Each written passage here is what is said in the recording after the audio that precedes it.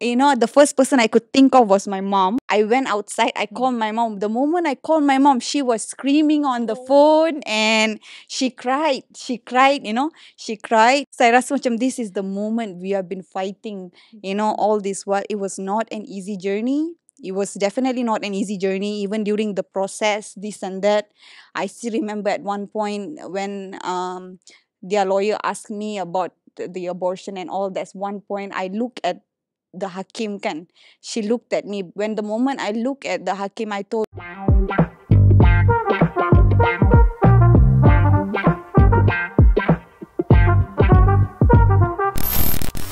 Nama Shakila Saiful sudah pun menjadi tular sejak daripada tahun lepas sehinggalah last week. Jadi hari ini di studio kita bawakan Kila sendiri untuk menceritakan perjuangannya dan kesusahannya naik turun mahkamah menyelesaikan masalah bersama dengan bekas suami. Kila, how are you today? I'm doing very good. How are you? Yeah, I'm fine. Thank you. It's nice to meet you. It's nice to meet you too. Kila, mengambil semula statement Kila yang Kila berikan. Saya sudah hilang segalanya. Mereka rampas dari saya. Apa yang you hilang? So, sebenarnya last 2 years ago, I have gone through a lot of things yang saya rasa macam I met a guy, so I fell in love with him and accidents happen lah. So memang saya mengaku silap saya pun ada kat sana. Kami terlanjur. We have, I was pregnant with twins. Okay. Dan I wanted to keep the child. Memang saya nak simpan anak tu. And cuma masalah dia is pihak sana memang dia tak nak lah. So ada beberapa sebab kenapa. Also sebab ayah dia is someone yang terpengaruh. Jadi saya telah didesak untuk buat satu pengguguran lah to abort the child. Jadi it's something that I never really agree with it. My mom pun dia tak setuju dengan idea tu sebenarnya. Jadi they went totally against it. And me and my mom, kita orang ni, we are trying to convince them kita nak simpan anak tu. Tapi at the end of the day, kami telah diperdaya. We were manipulated. And we were, I would say, I felt like I was forced into the abortion. And I lost my twin babies. So that was one of the most painful experience I think any mom can go through. Dan mereka janji untuk nikahkan saya dengan anaknya. So we got married at the same year, I think 3 months after the abortion. Then the marriage didn't really last long sebab kita orang ni we have so many misunderstanding. Sebab because of past trauma that I went through, this and that. Jadi kita dah tak nampak macam we don't see eye to eye anymore. There's a lot of conflicts happening dekat dalam rumah tangga kami. Until towards a point 6 months into the marriage, I managed to conceive, mengandung. Okay, I managed to conceive one more time. Cuma disebabkan tekanan dan sebagainya, and also because kita punya marriage ni memang I would say selalu ada gaduh, this and that. I had a miscarriage.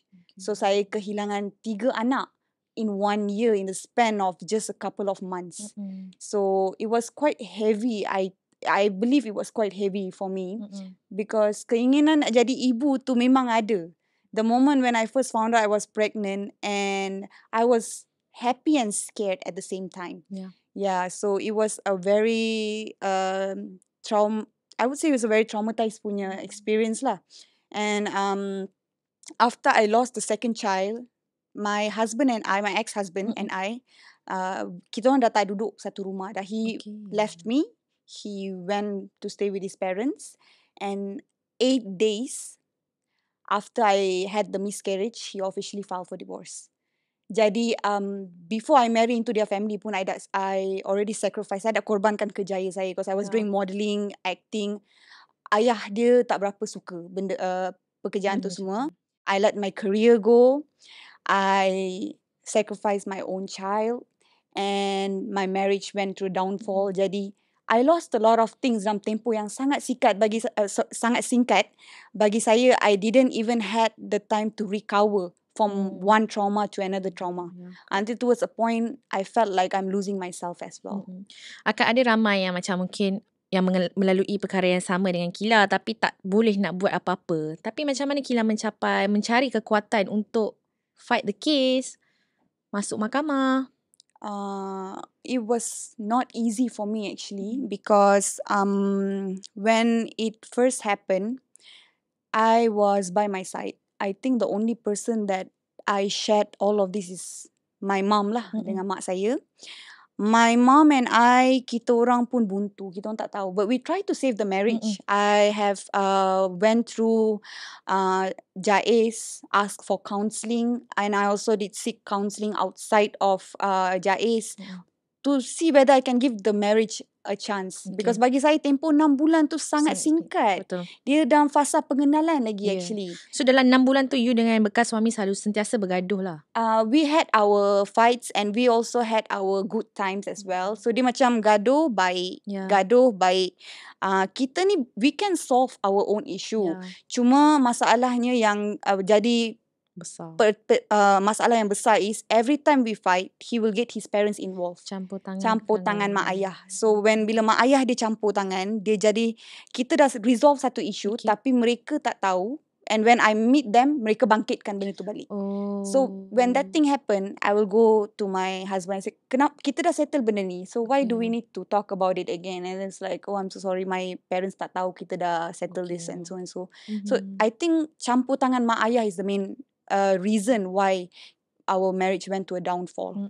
So because I believe kan, we are adult, kita boleh selesaikan masalah kita sendiri. So kalau sebenarnya tak perlu pun campur tangan. Betul. That was one of it lah. And it was not really an easy journey for me actually. Sebabkan I don't have anybody except my mom. Kita tak ada duit pun sebenarnya nak proceed for a legal case or this and that. And when my ex-husband dia tak nak berbaik-baik, and my bekas bapa mentua saya pun they start to ignore me, to pulaukan saya, me and my, because I was trying to reach out to them, and they know I had a miscarriage. They know I'm back and forward to the hospital and so on. I was bleeding for 4 months non-stop. I was bleeding from November all the way coming towards February. Jadi dalam tempoh 4 bulan ni, I was on and off, back and forward to pump darah dan sebagainya. And I was changing from medication to medication because it doesn't really, none of it really helps. So until at the end of the day, I have to go and take a jab, an injection and this and that. Sebab doctor find out that it's quite severe already. Sebab you are not supposed to bleed. Even if wanita lepas bersalin pun tak, they won't bleed that long. Ni apatah lagi a miscarriage. So dia orang takut ada pendarahan dalam rahim ataupun there's other factor as well. So after a prolonged treatment, finally it stopped. Tapi it was not an easy journey for me sebab saya kena cope dengan my mental stress, and having have to lose my child, having have to lose my marriage and everything on top of that. It was very heavy for me sebenarnya. Sampai my mom cakap, tak apalah, we just let it go. But I told my mom, Mommy, they took everything from us. I still remember perbualan ni I had with my mom. They took everything from us. If we let it go, tak mustahil other women will go through the same thing. Sebab if they can do it to me, they can do it to someone else. So I said, it has to stop. You know, if it means that I have to go out and tell people the truth, what happened to me, saya kena buat benda tu. Sebab I need to open people's eyes. If not, people won't know. I could save the next woman from falling into my shoes. I told my mom lebih kurang macam tu. Jadi my mom cuma risau keselamatan saya sebab mereka agak terpengaruh. So dia takut bila saya voice out, I will receive people will like threaten me and so on. Which is very true. Memang saya terima banyak ugutan. Sampai ugutan mati pun saya ada terima. Keluar dekat akhbar utusan last year. Daripada siapa? Daripada salah seorang yang claim to be kenalan kepada pak mentua saya. It was not an easy journey. Cuma lepas saya terima saman daripada pak mentua saya, daripada pihak sana, sebab I voice out what he done to me. Saman tu adalah saman fitnah. Dia cakap kononnya saya fitnah. Jadi bila kami dah terima saman, takkan kami nak duduk senyap. Betul. So I think the very heaviest part for me is looking for someone to conduct my case. Okay, Sebab what? to conduct a lawyer to conduct my Mm-mm. case. Sebab I approach, I think nearly about like 5 to 6 lawyers. When they go through my case, mereka cakap this is regarding a high profile person yang saman you. It's not going to be an easy one. So mereka takut nak ambil case saya ni. Oh. So I was like memang susah hati lah time tu. My mom, me, we are just going like jumping from lawyer to lawyer, lawyer to lawyer. Jadi dia bukan satu perkara yang sangat mudah, especially for me and my mom. My mom is also quite old. Jadi I still remember having a conversation with my mom, and I told my mom, what are we going to do now? Okay. So what are we going to do now? Sekarang ni no lawyer wants to take our case. Jadi kita nak buat apa sekarang? I told my mom, if I don't appeal to the court, dia akan anggap macam pihak sana menang. Dia Betul. tutup. So whatever arahan hakim, nak suruh saya bayar ke apa ke, I have to do it. So I told my mom, we have to do something. So I remember I called Mahkamah Tinggi, Shah Alam once. I told them, if I don't have a lawyer, can I, Represent towards a point, yourself. represent myself without a lawyer, towards that point, sampai mereka dengar, mereka cakap ni saman apa ni? Saya kata saya dapat saman fitnah. Dia kata tak boleh puan. You need a lawyer. Saman fitnah is not like, saman syariah, cerai ke apa ke. You don't really need a lawyer for that. Fitnah, you kena lawan dekat mahkamah. You cannot. And then I was like, I don't have a lawyer. Puan kena cari juga. Sebab kalau puan dah kena saman, puan kena cari juga. You need to appeal to the court. I said, what am I going to do? I don't have a lawyer. No lawyer wants to take my case. Kalau ada yang nak take pun, mereka charge sangat mahal. So I was memang betul-betul lah. Kalau andai kata, if anyone know what I was going through that time, I even have thoughts of suicide. Because I don't know how to stand for myself at that point. Berapa lama masa yang diberikan untuk you cari lawyer dan appeal kat mahkamah? 14 hari saja. The moment I receive the saman, kita ada sign kat sana. So dia berkuat kuasa daripada tarikh saya sign kat sana, I only was given 14 days. Oh my 14 God. days to mark my appearance in court, and dalam tempoh 14 days, 2 minggu.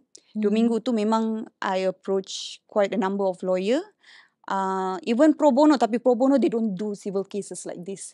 So government lawyer diorang tak ambil civil, diorang ambil macam general cases. Tapi kalau nak civil cases, especially defamation ni sebab dia melibatkan maruah. Jadi mereka takkan ambil benda-benda macam ni. So at one point I remember I was praying. Saya dalam, I think it was Maghrib prayer, after rakaat terakhir saya, lepas saya bagi salam, I was, I couldn't stop the tears falling from my eyes, and I told Allah, I said like, I really have nobody, and I don't know what I want to do. What am I going to do right now?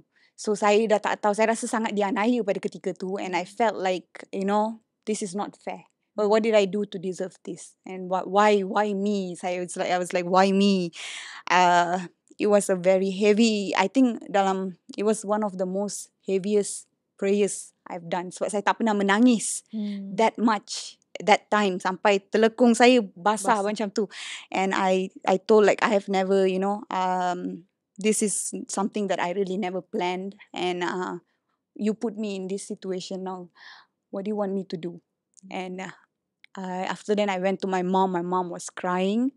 I cried. I couldn't handle it anymore. And I think I was just down to one more day to mark my appeal in court, my appearance in court. On that very same day, saya dapat saya punya lawyer through salah seorang kenalan saya.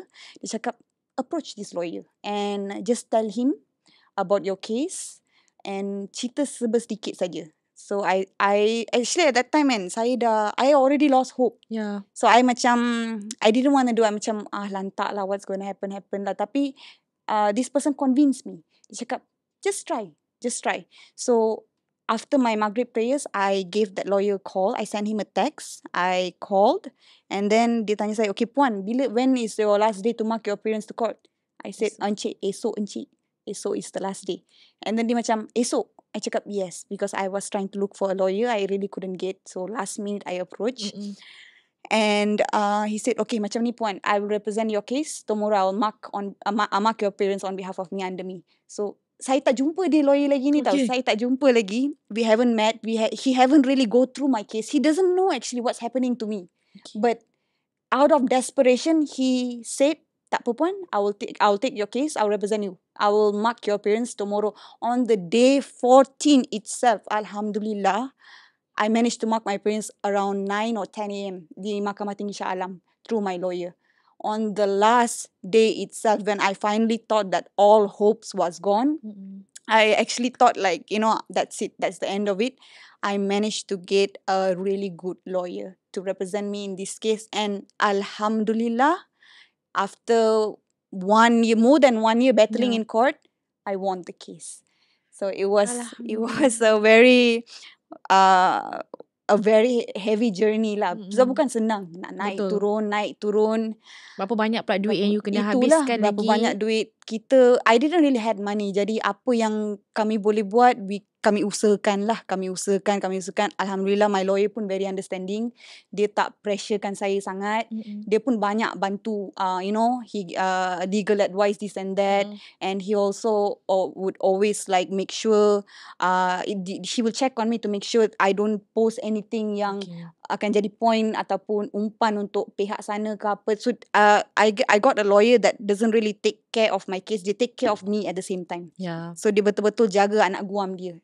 He carry the case with full heart. So it's very different actually. So saya pernah I have go through a few lawyer and I this and that. Saya nampak mostly they do it like for money. Tapi this lawyer is very different. He do it with full heart. So he carried the case very well, and Alhamdulillah we managed to prove whatever we need to prove in the court. This case is a bit complex because dia melibatkan tuntutan saman balas. Saya kena saman, kemudian saya saman mereka sekali. So it runs in one suit. So I managed to win both. Perasaan pertama kali bila hakim cakap you menang case tu? Okay, perasaan pertama kali. Just to inform, my case ni diumumkan melalui e-review. E-review tu maksudnya melalui online. Jadi my lawyer hadir on behalf of me, and also pihak sana punya lawyer hadir. Jadi I still remember on that day, I was constantly checking my lawyer. I'm texting keputusan dah keluar ke belum, apa ke belum. I'm very nervous. I'm jadi memang takut. Even sehari sebelum tu pun, malam tu saya tak boleh tidur. My mom pun tak boleh tidur sampai jatuh demam. Oh my god. Jadi kita orang ni macam pagi tu I remember I was sending my cats to the vet nak bagi vaccination. Jadi I look at my mom. My mom looks very pale. I cakap, mami kenapa? Dia cakap, mami rasa macam nak demam sebenarnya. Tak dengar lagi kan daripada lawyer. Cakap, mami dia orang tengah tunggu serial lagi ni. So tak apa, doa banyak-banyak lah. So in the car I was with my dad. Ayah saya pun, I told him, daddy, the court result is coming today. My daddy pun macam, okay, don't worry, I pray for you. I'll pray for you. Sambil tepuk-tepuk belakang saya, I'll pray for you. And I got the call in a very unexpected time. Sebab time tu saya bawa I bring 2 of my cats to the vet nak bagi vaksin dan sebagainya. So doktor kat sana kurang. So I have to hold my cat. Okay, then my phone I letak kat sebelah. Time I nak pegang kucing dia orang nak suntik nak jab vaksin my kucing. Time tu call masuk. So call masuk, I just letak like hello. Sebelah tangan pegang ni, sebelah tangan macam tu. So I was like hello, and then I spoke to my lawyer, and she told me that Alhamdulillah puan, she opened up the case saman utama dulu. You won saman utama, and hakim managed to you managed to prove to the court that it is not fitnah dan sebagainya. Dan later onwards, and on top of that, I was even dengar benda tu pun kita dah happy. Kita dah happy tau. I didn't even ask about the tuntut balas dan sebagainya. And I was screaming here. The doctor was like, what's wrong? What's going on? And then dia kata, kejap puan, belum lagi. And you also won tuntutan saman balas. Jadi Alhamdulillah, memang saya, the first person I could think of was my mom. Jadi saya keluar daripada vet saja, I put my cat dekat tepi tu. I went outside, I called my mom. The moment I called my mom, she was screaming on the phone, and she cried. She cried, she cried. And saya rasa macam Hilang demam. hilang demam. Saya rasa macam this is the moment we have been fighting, all this while. It was not an easy journey. It was definitely not an easy journey, even during the process, this and that. I still remember at one point when their lawyer asked me about the abortion and all. That's one point I look at the Hakim kan. She looked at me. When the moment I look at the Hakim, I told her I never wanted to abort my babies. And I couldn't control my tears, just went streaming down. Hakim to step down kejap. Dia step down. She went to the, I think maybe it was too heavy for her also. I stepped down as well. While tengah bicara, I stepped down as well. It was very heavy for me. And then Jurubasa said, you can go and grab some air dulu. I went outside the court. I just cried. I said, I can't even tell them my story. How am I going to carry this case? My lawyer was there. And it was very heavy for me actually. I told them, macam they are asking me question, I can't even answer. I can't even answer because kita jadi macam, it's something very, very, I would say, it's related so much to me. So I know how difficult it was, how difficult I had to fight, how much I had to fight. After they gave us about 15 minutes or so. Thank you. They gave us about 15 minutes or so, and I went back dalam kandang. I'm just trying to, dalam hati saya I tried to remain as calm as possible because we wanted to finish that case that day. And then I just answered whatever lawyer dia tanya. So some of the answer they asked me to explain, so I explained. Because then when my lawyer took over, dia untuk benda yang saya tak setuju, dia akan tanya saya kena jawab lah. Okay. So I managed to answer everything as per what I believe I need to answer. Jadi saya tak huraikan lebih-lebih pun sebenarnya, because everything is there. Everything is there, the whole bundle and everything is there. Jadi after the last hearing, it's a mixture of feelings actually. Kita ada rasa macam, kita rasa sebab, kita rasa sedih, kita rasa happy because it's over. Kita rasa macam, it's a mixture of all those feelings. And I would say, I think for me, it's sebenarnya dia sedih jugalah. Dia memang sedih because my ex-husband was there. My ex-husband, sebolehnya, I just don't want to cry in front of him. Because I don't want him to look at me like, you're weak. Yeah, I'm weak and stuff. I even told my mom, I don't want to cry in front of him, but there are things that I can't control. Jadi when I look at Hakim, I dah macam, I don't know how to answer benda tu when their lawyer asked me this question. Jadi saya memang... Soalan apa tu? Dia tanya perihal pasal abortion. Jadi she asked, because certain question is like she's trying, dia cuba nak tanya saya whether I did it willingly ke apa benda entah ke. So I just, I didn't even look at them. I looked direct dekat Hakim and I told her that I never wanted to abort my babies. So it was, no mother would ever want to abort their babies. Even animal would never choose to do it. Jadi I told her clearly, I never wanted to abort my babies. I was having twins. Jadi I memang, what else I can say? Jadi kita orang semua memang we prayed a lot. My mom was, I think the only person yang managed to see how much I went through is my mom. Because she was in every single hearing. Every time I go and look for a lawyer, this and that, she was there. She was there, up and down, back and forward. She was the only person beside me. I had nobody else. So she know what her daughter went through. Even when she took the stand in court, she cried. She said I was there. I know what my daughter went through.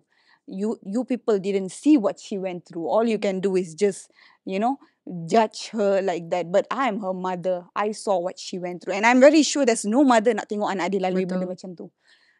There's no mother. Jadi, my mom, the moment we got the news yang kami dah menang, memang we were really happy. Then that is when I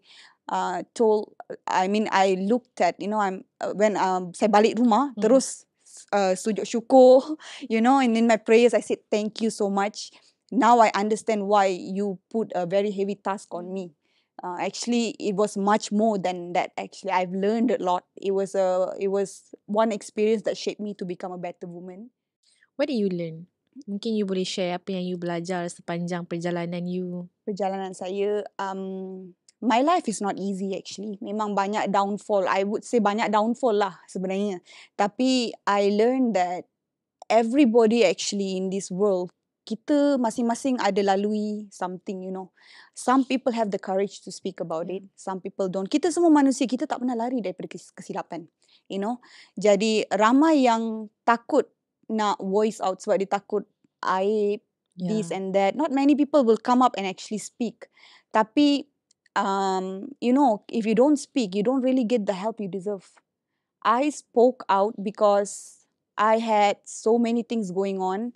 Part and partially is because of the ugutan, this and that. So I have to speak out to let people know what's actually happening to me and what I'm currently going through.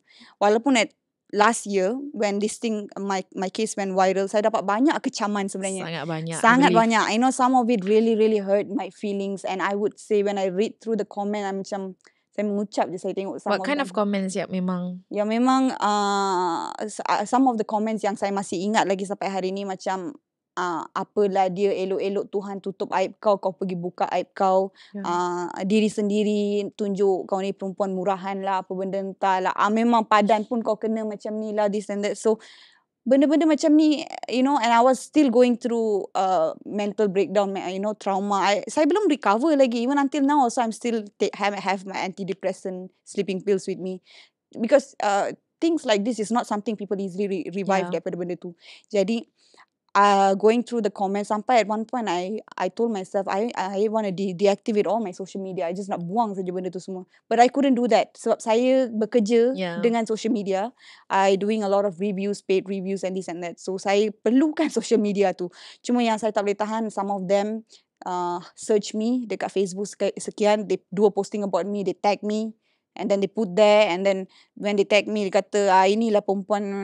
So, you know, even at that time when I went viral, I didn't even mention my in-laws even once. I didn't mention their name. I didn't mention my ex-husband's name, father-in-law ke siapa. Saya tak mention. Sebab kalau saya nak, if I wanted to mention, I could have mentioned. But I choose not to because I want to open people's eyes actually to what's actually going on. So niat saya sebenarnya nak, you know, want to be the voice for the voiceless. Tapi netizen salah anggap benda tu. They salah anggap. Some of them don't even bother to read the article. Dia baca headline cukup. Dia dah jadi keyboard warrior kat sana. So dia orang macam, you know, and then they will give all these comments and stuff like that without even going through what is actually inside there. Last week, the moment when the court announced their decision, everything changes. Everything, I would say the whole table changed. Everything changes. People no longer look at me as a threat. And people will be like, oh, patutlah. Oh, now it makes sense. Oh, now I understand why. So sometimes kan, you will never see the truths lagi. You tak nampak, or selagi you tak lalu benda tu sendiri ataupun you tak nampak the reason behind that. Jadi, I would say, don't be quick to judge. Sometimes kan, you would see some news went viral, this and that. Quickly you judge like you know everything. Sebenarnya tidak. Sometimes what might seem on the outside is not actually what's on the inside. What I really learned through the hard way, always be kind even if you don't know that person. Sebab kadang-kadang people won't simply do something kalau dia orang tak ada sebab. Whether it's bad or it's good, dia tentu ada sebab kenapa dia nak buat satu perkara tu. Jadi never be so quick to judge. And if you are really going through something yang you rasa macam benda tu aib atau sebagainya, if you don't want to tell the world, it's fine. But you tell to the people who you know you can trust. Because if you don't voice it out, you don't really get the help that you need. Betul. Like after my case went viral, I won't lie, on the same day and until today, I've been getting several DM melalui Instagram dan juga messenger dekat Facebook. Women sharing similar stories with me and coming to me and asking me for opinion. Okay. Jadi I'm thankful yang sebenarnya my story actually help some people out there and they are inspired to actually make a move and they're asking me about what legal action can be taken. Ada yang some victim from domestic violence yang memang saya betul-betul kesian. Saya tengok when she told me her story, saya rasa macam ya Allah sangat sebab because kena pukul dengan suami, lepas tu kena curang depan-depan dia, kena abai and you know some of them even send me bruises dekat. Bila saya tengok I'm like Puan, kenapa Puan? Why are you still with him? Yeah. Dia cakap, saya nak filekan cerai, suami ugut saya, dia kata dia akan bunuh saya lah, apalah, saya sangat takut, I have a son, this and that, I can't do that to my son, and so mereka rasa terperangkap. Yeah. Terperangkap, and they are very scared to make a move. Dia orang sangat takut. They takut if I go to the authorities, he will harm my son, he will harm me. Dia sangat takut. Tapi that is your mistake. Bila you don't do anything, he can do so many things to you sebab nobody knows about it. And if anything happen to you, there will be no suspect. Betul. Jadi kalau you don't reach out, you will never get the help you deserve. Have the courage to reach out to people. I would really advise a lot of women out there, and it dawned to me yang sebenarnya memang ramai yang lalui benda macam ni. Sebab tu saya cakap, everybody is going through something. Yeah. We are all sailing in the same ocean, just different ship. Yeah. Ada pepatah yang menyatakan benda tu, shows that kita semua ada ups and downs, this and that. Cuma mungkin situasi kita berbeza. Ada orang yang lagi teruk, ada orang yang tak teruk sangat. Tapi Tuhan ni dia uji kita based on our ability. Jadi if that person is strong enough, he will be in a much more heavier situation. Dan kalau Tuhan tahu dia bukan orang yang sangat kuat, then dia akan uji based on kemampuan dia. Betul. But always reach out for help. That's something what I learned lah dekat sini. Never be afraid to voice out. Sepanjang pembicaraan you berlangsung selama setahun tu, pihak belasan dia tak pernah contact you ke? No.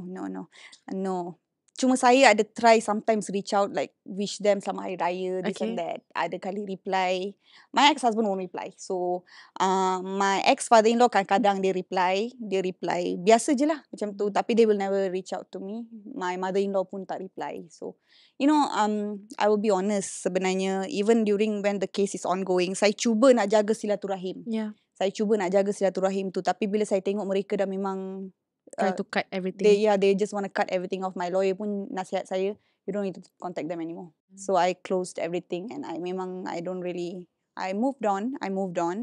Cuma trauma tu masih ada lagi. Tapi alhamdulillah moved on, dan memang berserah sepenuhnya kepada Allah, and also we waited for our court case for the keputusan semua untuk keluar lah. Kila, kalau Lami nak tanya, kalau Kila boleh jawab lah kan, the first time you tahu you pregnant twins, mesti you takut nak bagi tahu anybody around you. So macam mana you memberitahu berita tu? Okay, when I first found out I was pregnant, I didn't know yet it was twins actually. So I took the urine pregnancy test. It came out, saya ambil yang digital punya dan juga yang normal punya keluar garis tu. Mula-mula masa ambil yang I took the normal one first, keluar 2 line. So I thought to myself could be faulty. Jadi I beli yang mahal sikit yang clear blue digital tu. So that one shows like I was 2 to 3 weeks pregnant. So after then, the first person that I talked to was my ex-husband. Time tu kami belum kahwin lagi. So he was my boyfriend. I told him, and dia pun terkejut. But after I told him, he immediately told his father. Ayah dia, based on him, dia cakap reaksi ayah dia macam terkilan. He's like speechless. He didn't say anything. He was just like terduduk macam tu. So the next day is when he actually consult his father on what to do, this and that. And they decided not to forward with the pregnancy. And I didn't agree. I told them that I already I told them yang, okay, if you don't want to keep the child, I'll keep it. Saya dah sampai Google untuk rumah-rumah yang they take women out of wedlock. I found a few. Rumah-rumah macam perlindungan wanita dan sebagainya. I found a few. Ada few yang ada dekat KL, ada few dekat Seremban ada. And I think dekat Shah Alam saya tak sure. There's a few yang saya dapat. But most of it is non-Muslim punya. Jadi I'm trying to look for like yang boleh ambil wanita Muslimah jugalah. And found a few juga dekat belah utara pun ada. Cuma saya tak tahu nak ambil yang mana satu pada ketika tu. And I was very scared. What am I going to tell my parents? Sebab I have to be there for at least 10, 9 months pregnant. Give birth, kita kena recover. Will take like additional 1 or 2 months. So your plan is not telling anybody? Not telling anybody. I was, at that time I was thinking of excuses. Nak cakap apa? Saya nak join camp motivasi ke apa. Mana ada camp dekat 1 tahun. Even, takkan nak cakap PLK. And it doesn't make sense already. So saya jadi, I was thinking of excuses until I approached some of my friends. I told them my story and I said, boleh tak kalau I stay with you for until I give birth to this child. Then I figure out what I want to do. And even after I give birth to the child, I don't know what am I going to do with the child. Ya, Saya tak tahu nak nak bagi orang adoption ke? ataupun saya takut I'll grow attached to it. Ya. That I cannot give it to anybody. So I was like, what am I going to do? Memang buntu lah time tu. So happy ada, takut ada, confused, don't know what to do ada. Okay. So saya jadi macam serabut, sangat-sangat serabut. And I told that to my ex-husband. Cuma mereka memang tetap tegaskan pendirian, berkeras juga, memang kena buat juga. And they told me, they promised me, after we do this, we'll get married, this and that, and then we'll have a halal child. Ni daripada my ex-husband punya mulut lah. We'll have a halal child. And it was not easy to convince me, tapi they managed to do it. And I only found out it was a twins on the day when I went to the clinic. So lepas dia orang scan rahim, dia cakap, doktor tu, it was an Indian doctor, kata, Puan, you tahu tak sebenarnya you are pregnant with twins? Masa dia cakap tu, my heart skip a beat for a while. Saya macam, huh? Can you check one more time? You know, I asked, can you please check one more time? Yeah, Puan, twins. And then she showed me the screen. I was like, I was speechless. I couldn't even abort one child. How can I abort two? So I told my ex-husband, sebab dia tunggu saya dekat luar klinik. I was texting him. I told him, and I jadi macam, I don't know if I can do this, you know. And he encouraged me. We already made it this far. You have to do it. Dia bagi sokongan, you know. You have to do it. We have to do it. Mungkin Allah nak uji kita in this way. You need to be strong. We did a sin, so this is the price we have to pay. Saya pun tak tahu nak cakap apa. I don't know what to say. I didn't tell my mom also that time I was carrying twins. Because I know my mom can't take it. My mom can't take it. Even one baby nak abort pun, she was already crying. She said, I wanted grandchildren, this and that. So She was okay lah. when she found out I was pregnant, she asked my ex-husband to nikah with me cepat-cepat untuk tutup lah. Tapi dia tak nak. Dia tak nak. And dia cakap, this child cannot be born. And this and that. And so and so. Jadi, tapi dia janji dekat mak saya akan nikah dengan Kila lepas she give birth. Lepas she abort the baby. Lepas dia recover dan sebagainya. Jadi, memang saya sangat terkilan. And, you know, it was very heavy to me. Then when it comes to choosing the procedure, nak pilih, sebab mereka ada vacuum, ada oral, supplement injection dan sebagainya. I couldn't really go with vacuum sebab saya rasa macam, I don't know, saya tak cukup kuat lah untuk benda tu. So I told them, just give me oral punya supplement and some injection would do. And it took like about nearly 2 weeks untuk sebelum dia turun untuk betul-betul, because you are carrying twins. Dia cakap twins akan ambil masa lama sedikit. So it took like nearly 2 weeks to betul-betul rahim to clear lah. To clear. And after 2 weeks I have another appointment. So I came in and then they said, I think that time, seingat saya, one side has already been, one side diorang tak dapat nak detect lagi. So the other side masih ada, cuma the other side tu dia cakap it's already like, dia dah tak nampak apa-apa pergerakan lagi apa kat sana. So they said that it will eventually come off. And after I came back from the second, appointment, I came back and immediately start to bleed non-stop. Jadi that's when I know it's gone lah. What was your biggest regret? My biggest regret is I actually trusted them. And I trusted them when they say everything is going to be okay. When my ex-husband say he won't leave me. Yeah. And the biggest regret is actually aborting my child. Two of my babies. That was my biggest regret. Even if I didn't manage to marry him, I would have still been happy, a happy mom. Because I think I really want to be a mom. Yeah. And even if it means I have to be a single mom, I don't care. You know, I don't care. Sebab anak tu tak berdosa. Anak tu tak berdosa, and they didn't deserve that. They didn't deserve that. Walaupun mengikut mereka, benda tu belum ada roh lagi. Sebab baru 1 bulan. But, so what? Still your child. Yeah, it's still my child. It's still a living soul. It's still a living soul. If it's no value to you, then what kind of human are you? Jadi saya memang, that was my biggest regret actually. It's not really about the marriage didn't work out and this and that. It's because I trusted these people. I really trusted them, and I feel deceived. And that is why when saya terima saman tu, after my lawyer look into the case and this and that, we found a right for me to saman mereka balik. Yeah. So that's when the counterclaim came in. You dah lalui banyak. You kata you trust them, akan sayangkan you, but then you ditinggalkan. You rasa you serik tak dengan percintaan? Well, I won't lie. Memang untuk saya buka hati saya untuk terima orang, another man in my life is not easy. Memang ada yang approach. Some of them approach my mom nak kahwin dengan saya, especially after saya tamat tempoh edah tu. Tapi I told my mom I don't want. I am not really ready. I don't really want. And saya rasa takut. Saya rasa sangat takut yang sebenarnya I think it's because of the trauma, the past trauma. I just don't want the same thing to happen again. So I told my mom it's going to be very difficult for me to love anybody after this, especially when it comes to looking for to find a soulmate or whatever it is. Hati saya sangat berat nak terima orang, and saya sangat takut trauma dengan the idea of opening my heart to another man. It took me after when my ex-husband left around sekitar bulan November 2022. It took me nearly, I would say, 1 year plus, 1.5 years To move on. To really be able to buka balik hati kita ke apa.